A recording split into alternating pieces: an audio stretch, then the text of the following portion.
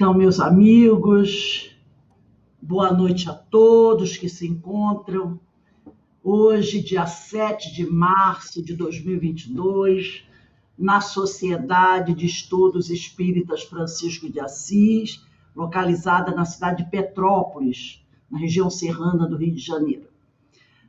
Essa noite, nós teremos aqui a nossa querida irmã Michele Jesus, trabalhadora do CEOI, Centro de Educação e Orientação Espírita Jesus Gonçalves, na cidade do Rio de Janeiro, em Jacarepaguá, que vai abordar um tema lindo, de minha preferência, né? Um assunto que eu amo, Clara e Francisco de Assis. Essa dupla de grandes trabalhadores da Seara do Senhor, essa dupla abençoada, não é? E só podemos ter a certeza de que vamos realmente viajar no tempo e nos encantarmos com a história desses dois e abençoados irmãos. Então, antes de nós começarmos a nossa palestra, eu vou fazer a leitura de um preparo. Esse preparo é do livro A Oração de São Francisco, de Frei Leonardo Boff. E o título é Onde houver discórdia, que eu leve à união. É um trecho desse texto. E ele começa assim. A discórdia dilacera em muitos níveis o tecido social e o coração dos seres humanos. Há discórdia entre nações, por disputas econômicas, por questões de limites geográficos, por conflitos ideológicos e por ressentimentos ancestrais. Daí nascem as guerras, que são a suprema expressão da discórdia. A discórdia aflige as classes sociais em conflitos de interesses antagônicos. A discórdia perpassa não raro os membros de uma mesma família. A discórdia alcança as profundezas do coração humano quando se deixa tomar pelo ódio, pelos maus propósitos e pela vontade de vingança. Apesar da dramaticidade desta situação, um dos anseios mais profundos do espírito é a busca da concórdia entre o desejo e o coração, entre o coração e a realidade, e entre a realidade e a fonte originária de todos os seres. Que significa levar união onde há discórdia? Antes de mais nada, trata-se de eliminar as causas que levam à discórdia. A principal delas é a injustiça pessoal e social. Esta destrói as relações de amizade entre as pessoas e rompe o tecido da sociedade. A compreensão e a tolerância são fundamentais para que haja união entre os povos e entre as múltiplas diferenças existentes na sociedade. A compreensão implica superar todo o enrijecimento de opiniões e todo tipo de dogmatismo. Implica estar aberto a novas visões e fazê-las conviver com as suas. Levar união onde há discórdia implica, afinal, levar uma visão holística da realidade. Tudo no universo e na história tem a ver com tudo e se encontra unificado no coração de Deus. Então, nesse momento, vamos elevar o nosso pensamento ao alto, pedindo primeiramente a Deus, ao Mestre Jesus, aos amigos espirituais que sempre nos acompanham, ao nosso irmão Francisco, que nos envolvam com suas vibrações amorosas, que nos fortaleçam o espírito, equilibrando as nossas energias. E mais uma vez pedindo ao Pai ombros fortes para continuarmos a nossa caminhada, buscando a cada dia a nossa renovação espiritual, a nossa renovação moral. Senhor, ilumina-nos a caminhada, para que assim, Senhor, possamos seguir os ensinos de Jesus. E por acréscimo de misericórdia te pedimos nesse momento, que leve a união, a paz e o amor a todos os nossos irmãos dos quatro cantos do nosso planeta, aqueles que se encontram em sofrimento nesse momento, não importa o motivo da sua dor, e nem importa se estão encarnados ou desencarnados, mas que todos esses irmãos, Senhor, nossos irmãos, teus filhos, possam receber a bênção do teu amor, para que tenham condições de ultrapassar mais uma vez os obstáculos que se apresentam em sua vida. E assim, na certeza de que as bênçãos do Pai nos alcançam. Te pedimos amorosamente, ó Senhor, que nos permita, nesta noite, e darmos continuidade aos nossos estudos. Graças a Deus, graças a Deus, graças a Deus.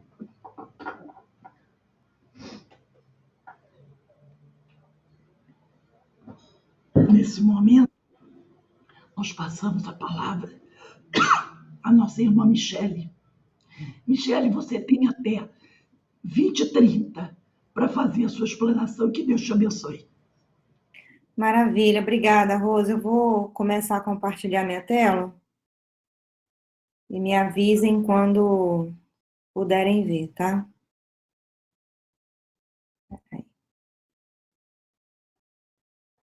Vocês conseguem ver? Sim, já estamos vendo. Maravilha, né? Então, em primeiro lugar, agradecer a você, Rose, por me dar mais uma vez Perfeito. de poder fazer esse estudo sobre Clara, que não tem como não falar de Clara e não falar de Francisco de Assis. A gente fala muito de Francisco, muito pouco de Clara. E hoje a gente vai conhecer um pouco da história dessa mulher que marcou o seu tempo. E o que a gente pode trazer para a nossa vida hoje, dos exemplos dela lá da Idade Média, do século XII, o que representou lá atrás a atitude dela e o que hoje a gente pode fazer com esse aprendizado, tá? Então, boa noite a todos. Eu estou aqui com uma alegria muito grande, é sempre muito emocionante para mim falar de Francisco. Eu tenho que me segurar para não chorar, porque é um assunto que toca muito forte o meu coração. E falar de Clara também, né? Um envolvimento muito grande. Bom, para começar, eu tirei essa passagem do Humberto de Campos, que traduz um pouco. Amanhã é o Dia Internacional da Mulher, né? Acho que a palestra de hoje está bem relacionada com isso, né? A importância da mulher também. E aí, Humberto de Campos diz assim, na Boa Nova: precisamos considerar, todavia, que a mulher recebeu a sagrada missão da vida, tendo avançado mais do que o seu companheiro na estrada do sentimento, está, por isso, mais perto de Deus, que muitas vezes lhe toma o coração por instrumento de suas mensagens. E essa é uma imagem que representa a Clara jovem, antes da sua conversão. Tem com esse sentimento que a gente abre esse estudo de hoje sobre Clara como mulher, a contribuição dela associada ao seu sentimento, ao coração, e como que ela fez isso no decorrer de sua vida. É interessante que a gente escuta muito falar de Francisco, e Clara quase não se ouve falar. É difícil até encontrar boas biografias a respeito de Clara. Quando a gente vai para o romance mediúnico, Miramês, é um romance que fala particularmente de Francisco e você encontra referência sobre Clara. Então, Clara é uma mulher que passou entre o silêncio e a memória. Que silêncio é esse, né? Silêncio que ela própria desejou e viveu durante a sua vida, porque ela falava muito pouco, e as suas irmãs também. Conta-se que algumas delas até esqueciam as palavras, o uso de tanto silêncio, o voto de silêncio que elas faziam. Então, ela falava muito pouco, mas ela falava o necessário. Ao mesmo tempo, ela quebra esse silêncio porque ela escreve. Ela coloca isso em escritos, em manuscritos. E ela, mesmo no seu silêncio, ela traz inúmeros exemplos. Então, mesmo que a gente encontre muito pouca informação sobre Clara, se a gente pegar a biografia de Francisco de Assis, a mais conhecida, que é de Tomás da Celano, que é quem conviveu com Francisco, escreveu 2 biografias, a Primeira Vida e a Segunda Vida de Francisco. Na Primeira Vida, a gente vê inúmeras referências a Clara, inclusive Clara, ainda viva, era posicionada como se fosse uma santa, né? Sendo posicionada de uma maneira como um exemplo a seguir, coisa que nenhum dos frades menores recebeu tamanha devoção e tamanha importância e honra de ser colocada ainda viva como uma santificada, como um exemplo a ser seguido. Logo depois, 15 anos depois, Tomás da Celano escreve uma outra biografia, que é a Segunda Vida, é chamada Segunda Vida de Francisco, onde não se ouve falar de Clara. Não existe nenhuma menção de Clara na Segunda Vida. Nos manuscritos franciscanos, não encontramos o nome de Clara escrito. Reconstruir a sua memória através daquilo que foi escrito, daquilo que foi documentado, daquilo que foi falado, é uma tarefa árdua. E o que a gente vai ver, lendo as poucas biografias que se encontram, a gente encontra divergência de data, em que uma ou outra coisa aconteceu, divergência da data de nascimento de Clara. E isso vem em decorrência desse esforço de alguns biógrafos. No final, se der tempo, eu mostro a bibliografia. Alguns biógrafos tiveram de fazer essa reconstrução de quem foi Clara. E é de se questionar por que Francisco não falava dela nos seus manuscritos. Não existe referência. A gente pode inferir sobre a situação da época, a gente vai ver já o contexto histórico da época, né? Então, quando a gente olhar Clara, a gente tem que olhar no contexto em que ela vivia. Naquele momento, o que representava ser uma mulher no século XII, vivendo na Idade Média, que é considerada a Idade das Trevas. Qual era a importância da mulher? Qual era o papel da igreja? Qual era o sistema vigente? Se a gente não olhar por esse prisma, eu não vou compreender a importância de Clara.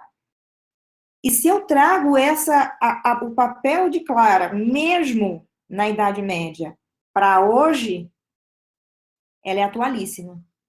Assim como Francisco é. Falar do Evangelho é sempre novo, porque a gente ainda conhece o Evangelho. A gente pode dizer que racionalmente a gente conhece, mas esse conhecimento de vivência, a gente ainda está caminhando para isso. E aí, o que a gente faz com esses exemplos no dia de hoje é aproveitar tudo aquilo que ela deixou como ensinamento de vivência. Vivência, porque foi uma mulher que falou muito pouco. De vivência. O que essa vivência traz para mim? Então, vamos falar do contexto histórico, para a gente começar já a entender a dificuldade que Clara passava nessa época. Então, século XII, a gente estava vivendo aí o quê? Entre 11 e 13, a decadência do sistema feudal. O que é o sistema feudal? O sistema feudal era um sistema básico de pirâmide, em que na ponta da pirâmide você tinha o senhor feudal, que era dono de terras, você tinha embaixo o clero, aqui na segunda camada, os nobres e no último os servos. A gente não vê aqui a burguesia.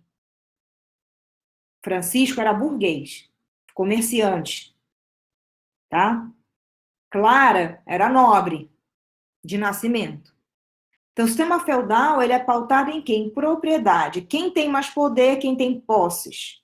Posse significa terra e pessoas. Eu preciso dos dois.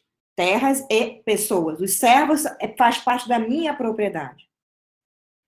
Nesse interim, a igreja, ela adota um sistema feudal. Ela adota o feudalismo. E o Papa passa a ser a figura central.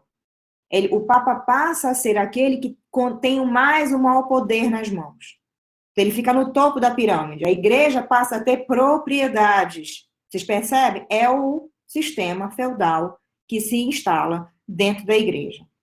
E aí a gente vê o poder absoluto do Papa, que se assimila ao poder do imperador e chega a ultrapassar o poder do imperador nessa época.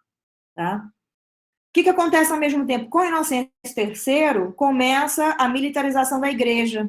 Então, Inocêncio III posiciona a igreja num ápice de poder.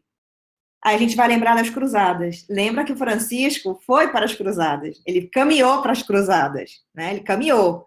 Assim como ele também tentou ser cavaleiro e se envolveu na guerra de Assis contra a Perugia. Nesse mesmo momento em que a igreja passa a ter esse poderio militar, que passa a se afastar cada vez mais do evangelho de Jesus, da igreja primitiva, surgem os movimentos dos leigos, que é considerado os pauperísticos. Quando vocês ouvirem valdeses, albigenses, cátaros, são um movimento de leigo. O que era o leigo? Francisco de Assis era leigo. Ele não era da igreja, não é um sacerdote, não é um monge, né, que vem da igreja. É um leigo que fala do evangelho. Somos nós, fazendo palestra falando do evangelho. Somos leigos nessa visão, tá? Para ficar mais simples. Então, esses movimentos surgem como volta ao primitivo. Francisco de Assis e Clara são influenciados por esse movimento, que surgiu em vários pontos da Europa, tá? Então, para entender o início do movimento de Francisco, a influência desse movimento leigo, que eram vários que começavam, os mais conhecidos são esses que eu trouxe. E aí, o que acontecia?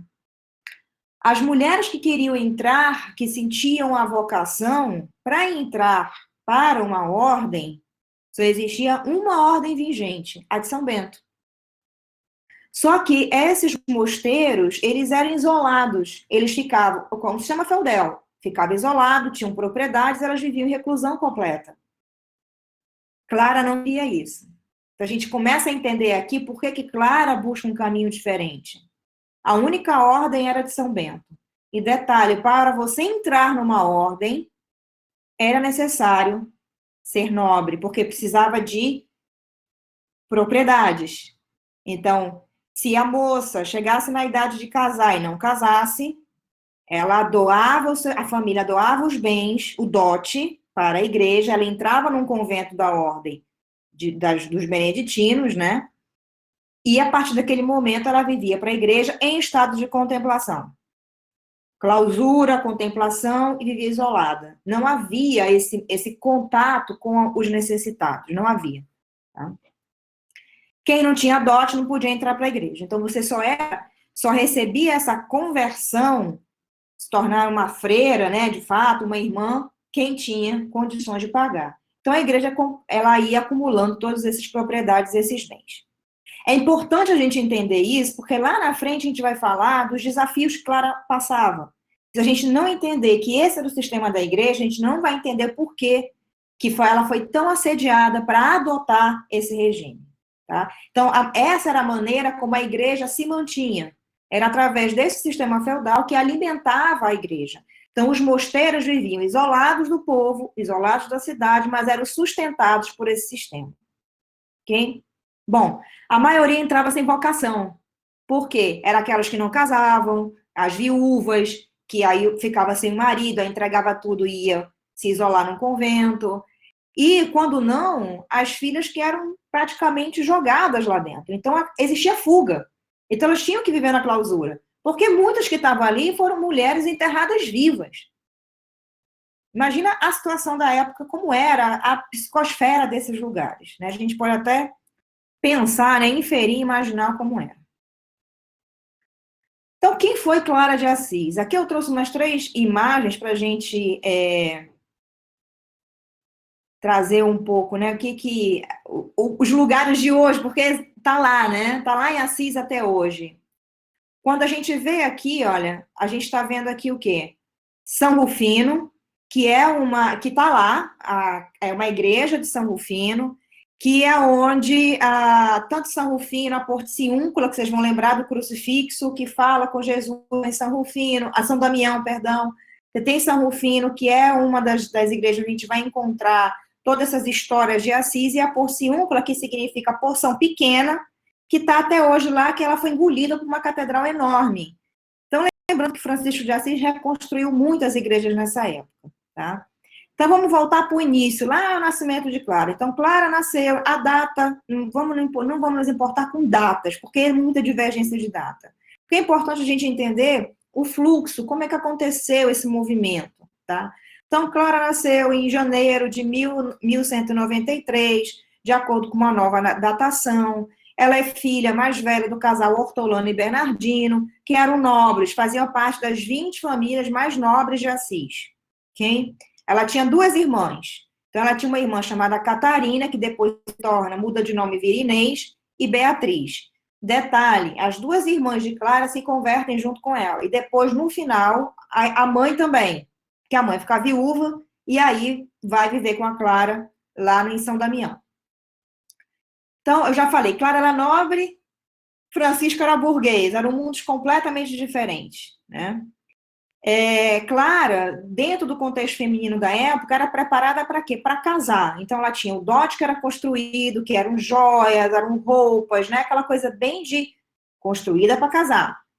A mulher, nessa época, ela não tinha voz. Quem planejava a vida dela era a família. E ponto final. Não é o que eu quero, é o que a minha família quer para mim. Então, eu não tenho voz. Uma nobre como Clara vivia enclausurada no seu palácio, tá? Não tinha contato com o povo. O que aconteceu com Clara? A mãe de Clara era uma mulher bondosa. Então, a mãe de Clara fazia comumente trabalhos. Ela ia, entregava comida para os pobres. Clara deixava de comer, às vezes escondia comida para ir entregar comida para os pobres. Então, Clara, quando ela vê o mundo lá fora, ela entra em contato com isso, ela se toca muito. E ela seguiu, claro, dentro de casa, ela tinha o exemplo da mãe, que influenciou muito esse processo de Clara, né, de buscar esse alívio dos pobres.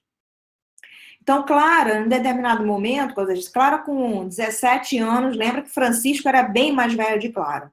Vocês vão encontrar que Francisco era mais velho 8, 9, 10 anos do que Clara, tá? Tem divergências aí também. Mas, para a gente contextualizar, Francisco se apartou da família entre 1206 e 1208. Entre 1210 e 1211, existem vários relatos de Clara com Francisco. Clara em busca de Francisco. Então, Clara já conhecia Francisco desde pequeno, porque ela, com 4 anos, ela já conhecia ele, tá? Porque eles viviam no mesmo local. Agora, ela ouviu Francisco, começou a ouvir falar de Francisco. Francisco era tido como louco naquela época, porque todo mundo ficou sabendo quando ele se apartou da família e entregou tudo em praça pública. Então, ele era tido como louco. Então, ela vai vê-lo pregar na igreja, que é em São Rufino, por isso que eu trouxe São Rufino aqui. Ela ouve ele falar em São Rufino, pregando. Claro, Francisco pregava o evangelho inflamado. E aquilo tocava não só ela, mas outras moças também. Isso é importante a gente entender, até porque tinha que existir Clara e Francisco. É como se fossem assim, 2 postes que precisavam ser iluminados para que dessem oportunidade, tanto para homens quanto para mulheres, de seguirem essa vida mais evangélica, retorno ao primitivo, retorno ao evangelho de Jesus. Isso é muito bonito. E é interessante que Francisco de Assis, naquele processo dele entre 6 e 8, lembra que ele reconstruiu várias igrejas, tá? Não foi 2, não, até mais, se eu não me engano, acho que em torno de 6, que ele reconstruiu. Porque ele foi trabalhar, ele precisava, para ganhar o pão, ele trabalhava, né? Lembra que ele mendigava somente para os pobres, para ele trabalhava em troca de comida. Então, nesse interim em que ele estava construindo, inclusive, se eu não me falha a memória, foi em São Damião, ele teve uma visão, uma profecia, dizem que foi uma profecia, né? Em que ele disse que ali em São Damião iria receber um grupo de damas pobres. Ali já era o prenúncio da missão de Clara. Então, ele fala isso entre os companheiros, que aquele lugar abrigaria as damas pobres, né? Isso que é interessante. Então, tempos depois, então, Clara começa a escutar Francisco e se interessa, e ela tinha uma amiga que sempre acompanhava, a Pacífica, e ela começa a frequentar as escondidas, e é óbvio que tinha que ser escondido, porque imagina, né, fofoca, iam dizer, iam inventar. Então, ela vai às escondidas de todos, com essa amiga, visitar Francisco, escutar dele. Então, Clara bebia aquelas palavras do Evangelho, as explicações de Francisco, e encarava ele como um pai. Tá? A partir daí, Clara decide, olha, o que eu quero é viver essa vida. Eu quero, Francisco, viver a tua vida. É isso que eu quero para mim. Clara não queria a vida consagrada no mosteiro fechado, sem contato com o povo. Ela queria viver a vida de Francisco. Porém, tinha um problema. Os frades eram homens. E ali não tinha espaço para mulher. Não era permitido. A gente pode imaginar o que é isso na Idade Média, os homens convivendo com as mulheres ali naquela comunidade. Não iria dar certo, iriam ter muitas fofocas, etc e tal. Então, ela decide, diz, olha, é isso que eu quero. Aos 17, entre 17 e 18 anos, ela vende o dote dela, foge à noite e vai ao encontro de Francisco na Porciúncula, ou Porciúncula, onde ela é finalmente consagrada. Eu coloquei consagração entre aspas. Por quê? Porque não é uma consagração real. Francisco não tinha o poder de consagrar, porque somente a Ordem de São Bento consagrava. Então, Clara, naquele momento, se torna uma penitente. O que ele faz? Ela é recebida na Porciúncula, ele faz um ritual que ele não tinha esse poder, mas ele fez, né? Não um poder instituído pela igreja, mas ele fez, ele corta os cabelos dela em sinal de consagração, e ali, naquele momento, é tido como a consagração de Clara, oficialmente nas fontes.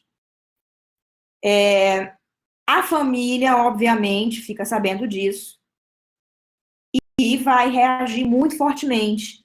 Então, Clara tinha um tio que era das armas, então ele vai em busca de Clara. Nesse momento, Francisco já tinha levado Clara para o mosteiro das Beneditinas de São Paulo. Tá? Só que lembrando, Clara não tinha bem nenhum. Então, ela chega no mosteiro para ser o quê? Serva. Ela vai trabalhar na cozinha. Como Francisco começou quando ele também largou a família. Então, ela vai trabalhar na cozinha, vai ser serva, e ela fica um tempo ali. Quando a família vai em busca dela, que descobre, conta-se, reza a lenda, que ela se agarra nas toalhas do altar da igreja e arranca o véu da cabeça, o pano, né? Onde mostra que ela foi feita a tonsura. Essa tonsura que era corte do cabelo. Então, naquele momento, a família entendia que não tinha mais poder nenhum sobre ela. Então, você percebe que a decisão, uma mulher decidida, 17 para 18 anos, você tomar uma decisão de abandonar a tua família, abandonar a convenção do momento, e de encontro a tudo aquilo que a sociedade acreditava, sem se importar com o que ia dizer, e seguir o coração dela, porque ela sente o chamamento quando ela escuta Francisco. E a gente vai já ver um trecho que eu trouxe do Miramês. Miramês escreve isso de uma forma belíssima. Quem tiver a oportunidade de ler o capítulo, Encontro Sublime, ao encontro dos dois. Então, do mosteiro de São Paulo, ela vai para Santo Ângelo de Panso. Ali já era uma comunidade que vivia diferente da de São Paulo. Ela fica um tempo ali. E a gente se pergunta, mas por que se ali já era uma vida comunitária, diferente, mais próxima do que ela gostava, por que ela sai de lá e vai para São Damião? Porque Santo Ângelo de Panso ficava isolado de Assis, ficava a 4 quilômetros de Assis. 4 quilômetros pode não ser nada para a gente hoje, né? Que tem ônibus, tem carro, mas a pé era longe. Ainda mais no frio. Então, ela não queria ficar isolada. A proposta da Clara era viver a vida evangélica com o povo. Então, ela sai de lá e vai para São Damião. Mas São Damião não tinha nada, né? Tinha que construir. Então, ela passa esse início com a ajuda dos frades menores que vão ali para ajudá-la, para suportá-la. O que é interessante disso? é que Clara passa a ser tutelada de Francisco. Clara não tem uma ordem. Gente, Francisco não tinha uma ordem nessa época. Ele era tido como um louco, um andarilho, um leigo que pregava o evangelho. Então, ela, quando decide fazer esse movimento, ela não tinha ninguém por ela, e ela entrega a vida dela nas mãos de Francisco. É uma confiança nele e em Deus irrestrita. Ela não tinha nada, absolutamente nenhuma posse, nem a família estava do lado dela. Logo depois que Clara vai viver essa vida, a irmã dela, logo em seguida, meses depois, a irmã Catarina vai em busca de Clara. Ela não está em São Damião, ela está, se eu não me falha a memória, ou em São Paulo ou em São Ângelo de Panso. E aí acontece um fenômeno, porque a família vai em busca de Catarina, que troca de nome depois para Inês. E ela não tinha feito ainda a tossura. O tio tenta arrancar, ou um cavaleiro que estava junto, tenta arrancar, sai arrastando a Catarina dentro do mosteiro, e Clara está presente. E conta-se que Clara faz uma intercessão, ora, e Catarina fica tão pesada, que ninguém consegue arrastar a Catarina. E eles desistem. Desistem e deixam ela lá. E isso é dado até como um dos milagres de Clara. É tido como um dos milagres de Clara. Isso está até na Basílica. Essa história da irmã está pintada dentro da Basílica de Clara. Né? Isso foi colocado ali como parte da vida dela. Então, ela começa, são 3. É a amiga dela que andava sempre com ela, que decide ir junto, ela e a irmã. Somente as 3 suportadas pelos frades menores. Tá? Bom, entre esse período em que ela vai para São Damião, até ela ter a regra dela aprovada, gente, são 40 anos de trabalho. 40 anos que ela lutou para ter a regra dela aprovada. O que ela consegue antes disso, que é em 1216, é o benefício da pobreza. Que ela queria ser pobre, não queria ter nada. Se Jesus não tinha uma pedra para sentar a cabeça, ela queria ser igual a Jesus. Então, ela consegue isso. Mas ela não consegue a regra dela até um dia antes da morte dela. Um dia antes da morte dela, a regra dela é aprovada. Clara contava com seus mais ou menos 60 anos e viveu doente por 29 anos. 29 anos doente, porque ela jejuava 3 vezes por semana e nos poucos dias que ela comia, ela se alimentava de pão e água, que era costume da época. Tá? Então, a gente vai entendendo por que ela viveu quase 30 anos doente, né? E viveu até os 60 anos, já com muita dificuldade, mas nunca deixou de trabalhar. Bom, depois que ela desencarna, o corpo dela é levado para São Jorge, que é uma igreja, antes de ser levado para a Basílica, que hoje está lá o corpo dela ainda. Ela foi uma dos casos de mulheres santas que, quando foram desenterradas, o corpo estava intacto. Então, hoje, as imagens que você vai encontrar na internet do corpo de Clara é o corpo dela. A diferença é que, com o tempo, eles colocaram uma camada de cera em cima, mas é o corpo de Clara. Tá? E está lá em exposição num vidro fechado. É um daqueles fenômenos que não se decompõem. Tá? É interessante saber que Clara lutou a vida inteira para manter esses propósitos. Só que, depois que ela desencarna, isso foi se perdendo com o tempo. E, ao se perder com o tempo, somente 8 séculos depois, já no século XX, a gente vai vendo essas ordens das Clarissas, né, voltando às origens novamente. 8 séculos depois. Tá? São curiosidades aí para a gente. Bom, vamos adiante, o Encontro Sublime. Né? Esse trecho está no livro de Miramês, tá? Então, ele descreve assim: foi na igreja de São Rufino o primeiro encontro espiritual de Clara com Francisco. Ao olhar Clara, Francisco sentiu uma emoção diferente da que os jovens comumente sentem ao avistar o primeiro amor. A emoção estava mesclada com o mais puro sentimento. Aquele amor que desconhece o ciúme, no qual não há vaidade, onde não existe paixão, onde desaparece o egoísmo, não se pensa em orgulho e não se fala em imposição. Existiam fios invisíveis interligando seus sentimentos, senão os corações que pulsavam no mesmo ritmo. Era o amor mais puro que se poderia pensar. Clara encontrou ali o que procurava no imo d'alma. Então, é o encontro de duas almas afins que vieram em missão. Clara precisava do guia de Francisco, e é isso que ela fez, ela seguiu Francisco. E ele era o imitador de Jesus. Então, Clara se esforça para seguir ele como exemplo. Miramês traz essa passagem de uma maneira muito suave. Se a gente lê o Evangelho, o capítulo da Lei de Amor, o item, quem quiser ler depois, item 9, acho que é o 9, não, item 8, a Lei de Amor, do capítulo 11 do nosso Evangelho, leiam a Lei de Amor, o primeiro parágrafo. É essa tradução que Miramês traz, é desse amor que Miramês está falando, esse amor sublime. Entre os dois não haveria um amor de homem e mulher, porque eles precisavam seguir caminhos diferentes. E Francisco fala isso para Clara, né? Claramente ele coloca para ela dizendo: a tua missão é essa. Ou seja, os dois tinham, enquanto Francisco era aquele andarilho, eu comparo assim, Francisco como Paulo, que saiu a pregar pelo mundo. E eu comparo Clara com aquele da casa do caminho, Simão Pedro, que tinha que manter ali aquele local para poder fazer daquele local uma extensão da casa do caminho. E foi isso que ela fez em São Damião, enquanto Francisco ia pregar.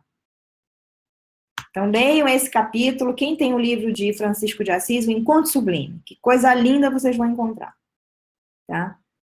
Bom, quem foi Clara de Assis, vida e obra? Vamos lá, já falei que ela começou, né, eram 3 damas da pobreza somente, eram chamadas de damianitas. Elas viviam sob a proteção dos frades menores, então eles mendigavam para ela, traziam o pão para elas comerem, ajudavam elas nos trabalhos, então elas viviam sob o suporte. Entendo que Clara, com as irmãs, eram tuteladas de Francisco, a igreja não tutelava elas, era Francisco.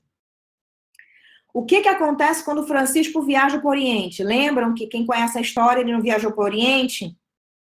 Ela ficaria sozinha. Então, ele convence ela a se tornar abadesa, porque mesmo que ela já fosse, né, considerada a mãe daquelas damas, ela não tinha um título de abadesa.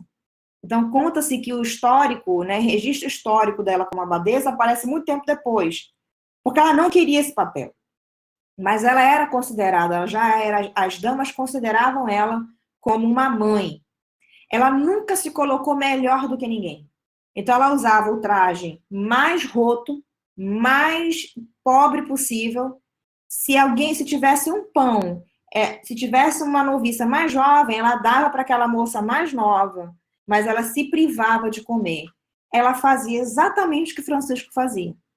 Exatamente o que ele fazia. Então, Clara é a representação feminina de Francisco de Assis, porque ela deu a oportunidade para todas aquelas mulheres que tinham a vocação, que escutavam a palavra, que se envolviam pelo amor de Jesus e queriam se doar ao Cristo, ela representou essa passagem, esse caminho, para aquelas que não tinham essa oportunidade.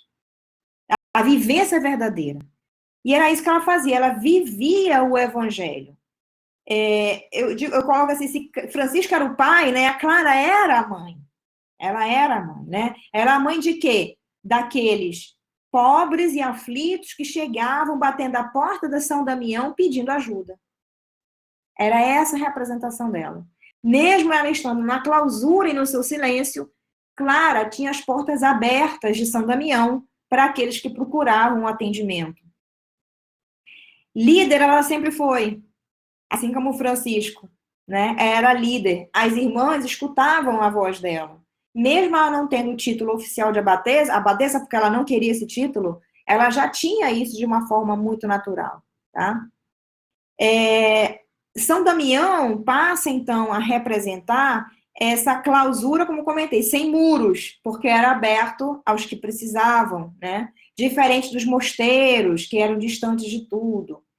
Elas não viviam isoladas do mundo. Então, ao mesmo tempo que elas tinham o voto de silêncio, elas estavam perto do povo, perto daqueles que precisavam, assim como Jesus. Tá? Então, Clara se esforçou realmente para seguir os exemplos do Cristo. Agora vamos falar da sua espiritualidade. Clara era médium. Olha que legal. Clara era médium, né? Então, o processo de canonização dela, que aconteceu 2 anos, foi bem rápido até, foi 2 anos depois da morte dela, trouxe vários episódios que foram relatados e constam nos processos. Então, ela era médium de efeito físico, médium de cura, tem inúmeros relatos de cura, tem relatos de efeito físico com multiplicação dos pães. Teve um determinado momento em que uma das irmãs chega com ela e fala, olha, Clara, só tem um pão, né? E a gente tem que alimentar todo mundo. Ela diz assim, olha só, pega esse pão, divide esse pão, essa metade vai para os irmãos e a outra metade a gente deixa na cozinha que confia em Deus. Aí ela pede, na verdade, para dividir esse pão em 50 pedacinhos. Esses 50 pedacinhos do pão se transformam em 50 pães. Isso é relatado dentro do processo dela de canonização. Então, tem a multiplicação dos pães, tem o caso da irmã, que fica muito pesada. As irmãs relatam muitas aparições luminosas de Maria, do menino Jesus, que eles relatam, sempre uma claridade em volta de Clara. Clara teve isso que ela leva, que é o ostensório, que ela leva na mão, que é a figura que a gente conhece de Clara na igreja, isso representa a invasão dos sarracenos, porque quando, em 1240, quando os sarracenos tentam invadir São Damião, ela expulsa eles com o ostensório, ela está doente, e ela fala para as irmãs, não tenham medo, estamos com Jesus, ele há de nos proteger.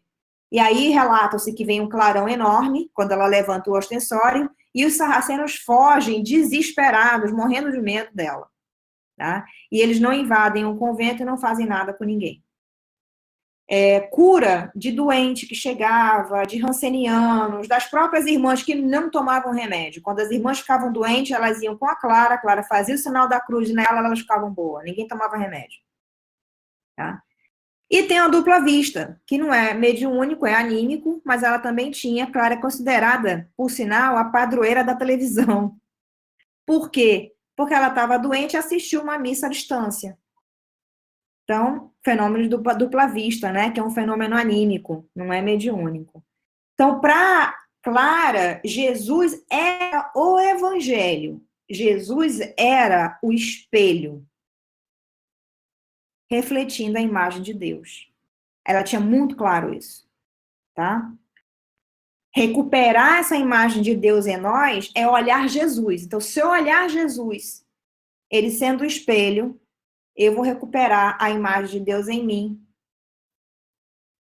Ela, como eu falava, essa vida contemplativa, que era muito comum na época, ela não queria isso, ela não queria ficar sentada só orando, ela queria vivenciar o evangelho e se entregando, né, para as pessoas. Então, ela se mantém, isso que é interessante de Clara. Clara tinha uma certeza tão grande no que ela fazia, que ela não se dobrou à igreja, que tentou várias vezes colocá-la numa situação em que ela tinha que aceitar as propriedades para ela ter o próprio sustento dela. Ela não abre mão daquilo que ela acredita, tá? Então ela se sustenta na sua crença. Ela rompe, né, aquele esquema vigente das ordens. Quando a gente vai estudar a história dela, você vê quantas tentativas a igreja fez de demovê-la, de interferir no trabalho dela. E ela não arreda o pé. Ela vai até o final, de certeza do que ela queria.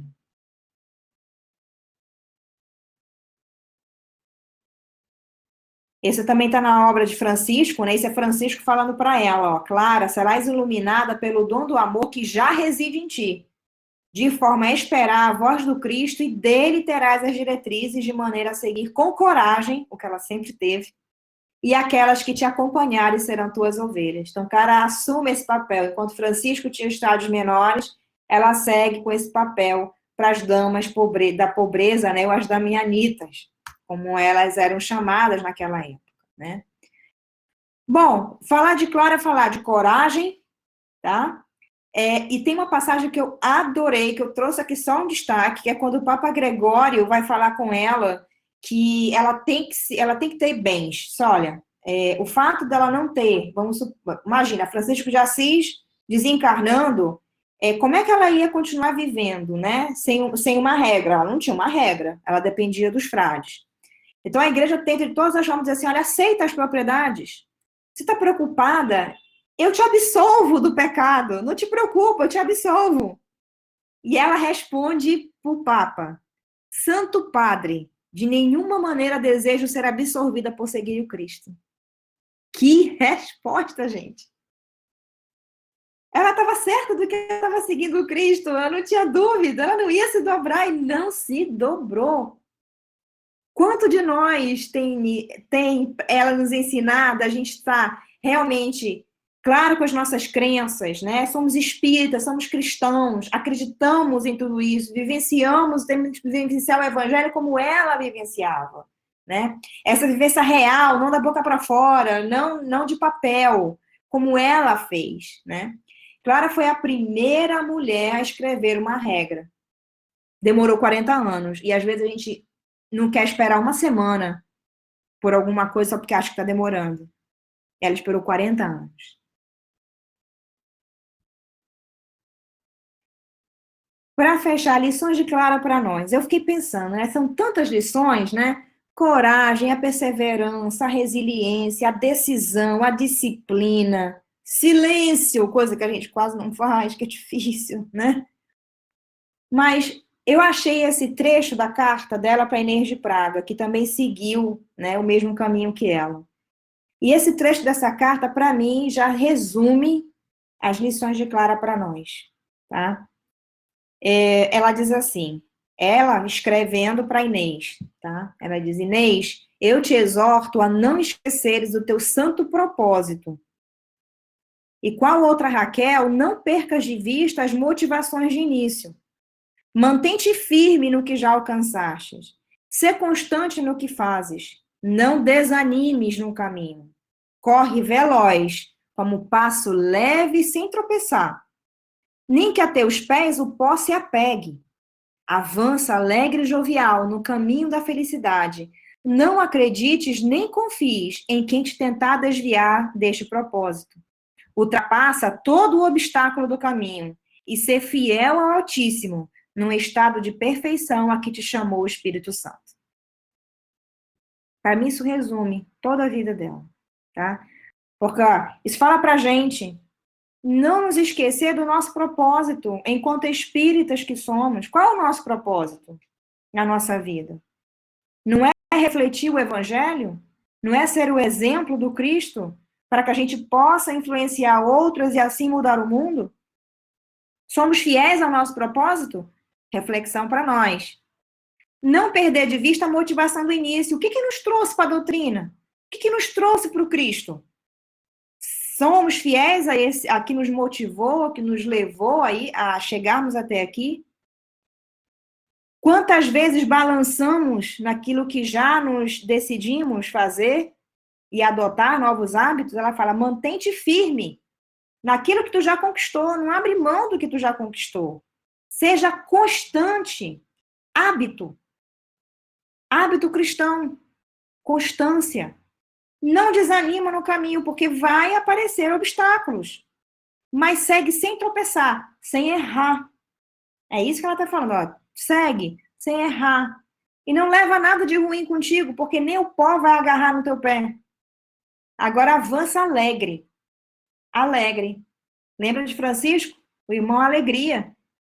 Ela também, Clara, sempre tinha uma palavra de otimismo. Quantas vezes Francisco ia lá com ela, choroso, e ela consolava ele.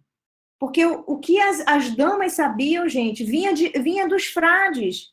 Todo o evangelho que elas conheciam vinham deles. Eram eles que iam para lá ensinar para elas.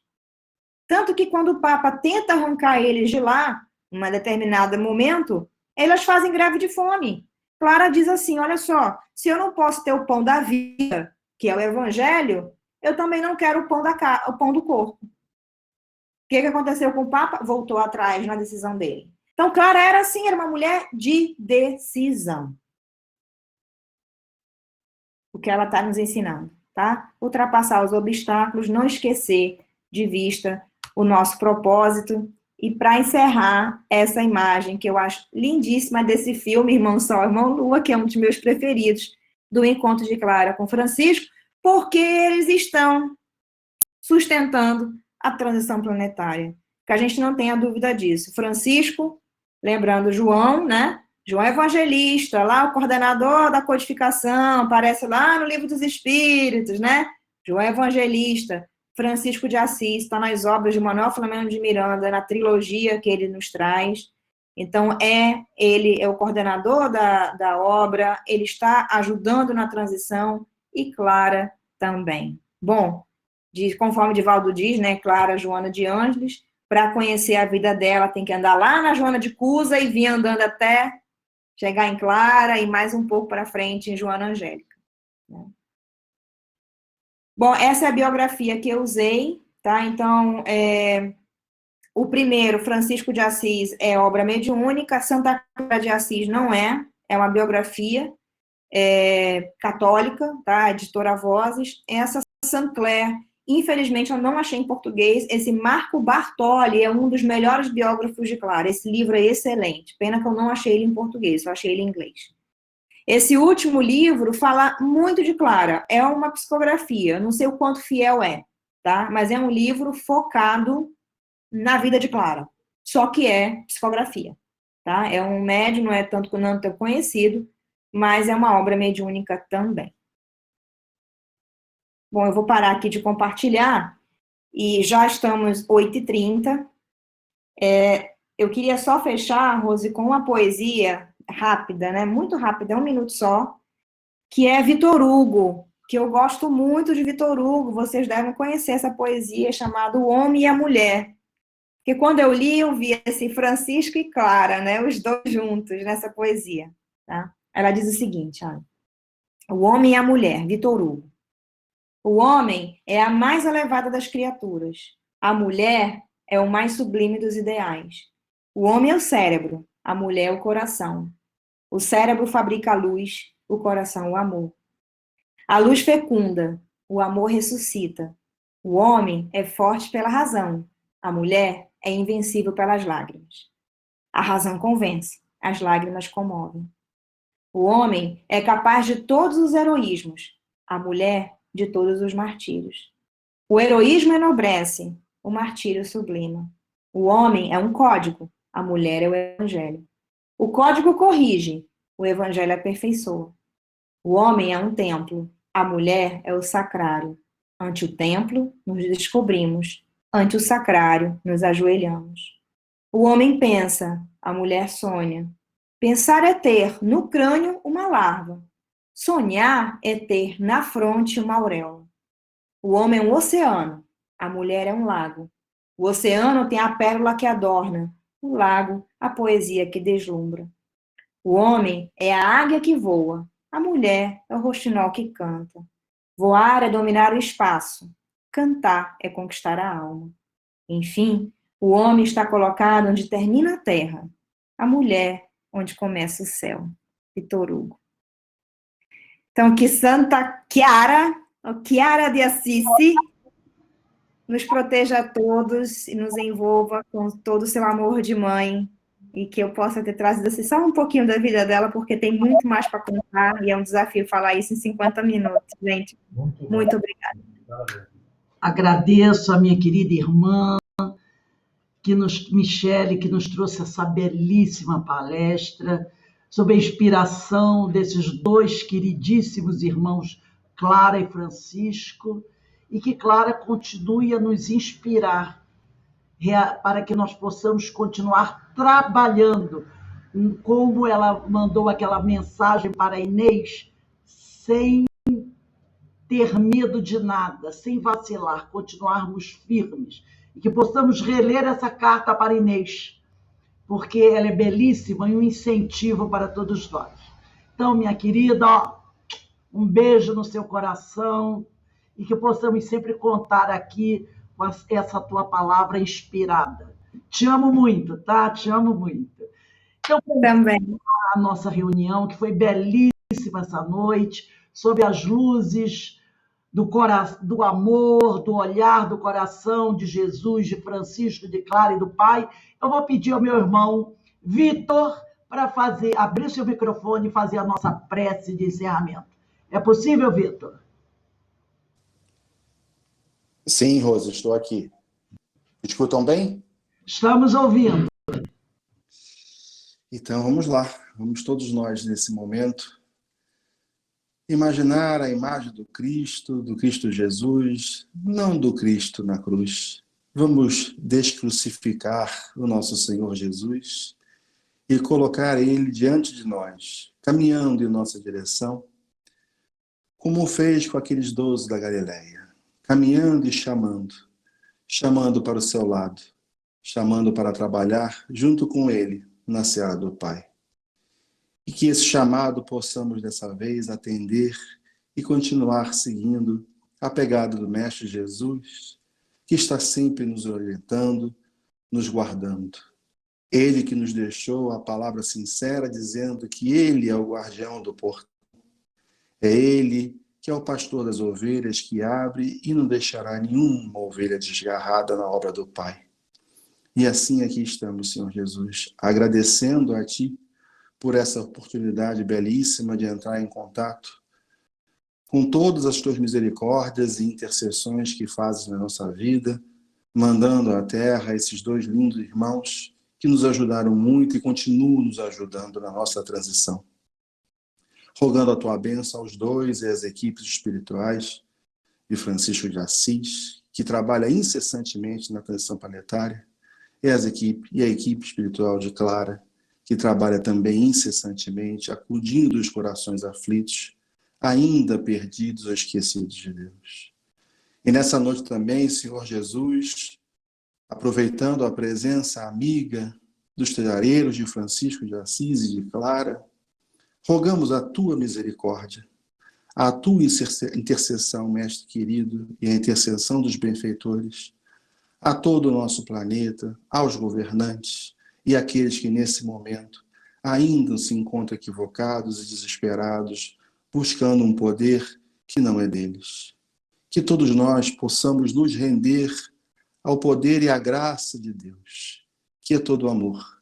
Só Ele pode construir em todos nós uma belíssima história, onde todos dividiremos tudo com todos, todos seremos amor, e não haverá fronteiras, como não há fronteiras na imensidão da casa do Pai. Que possamos, Senhor Jesus, contar com a Tua misericórdia e todos esses sentimentos de amor que aqui emana nessa reunião e apacentar e acalmar todos os corações, Senhor Jesus, todos sem exceção.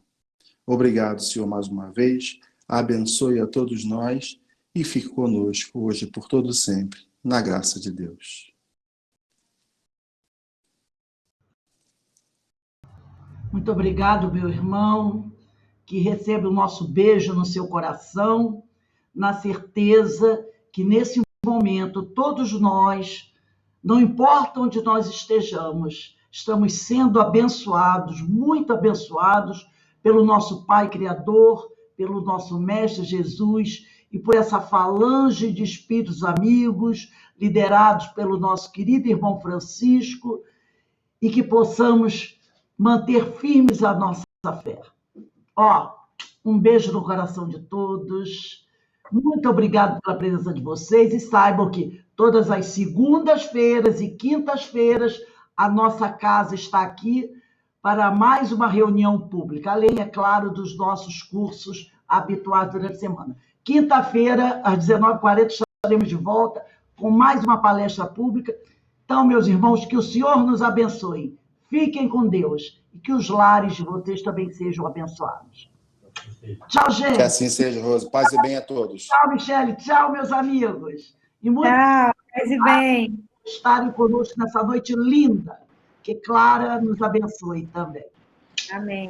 Obrigada. Boa noite a todos. Fiquem com Deus. Boa noite para todos.